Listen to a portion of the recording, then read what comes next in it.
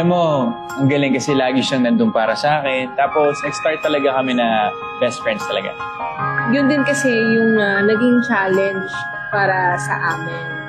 Kasi best daw talaga kapag ka magkaibigan muna. Pero, di ba, like what if yung kaibigan mo, di ba, forte? Yun, ano yun? Paano yun? Alam mo, bago kasi sa akin yung feeling na yun. Alam mo yun, yung may love ka sa best friend mo. So, talagang pinag-isipan ko mabuti bago ako umamin. Wow! Yeah, gets ko yun. Kasi syempre ayaw mo mawala yung pagkakaibigan or yung friendship, di ba? Start talaga kami na besties kami. Natropa tayo. Pinatawag pa niya ako dati na bro, ganyan. So, Bro or brother yung tawag ko sa kanya before. Brother. Galing yan, brother. Oo.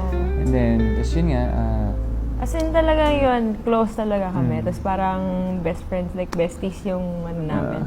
kaya special place ang Secure kasi doon ko napagtanto na mahal ko ang best friend ko.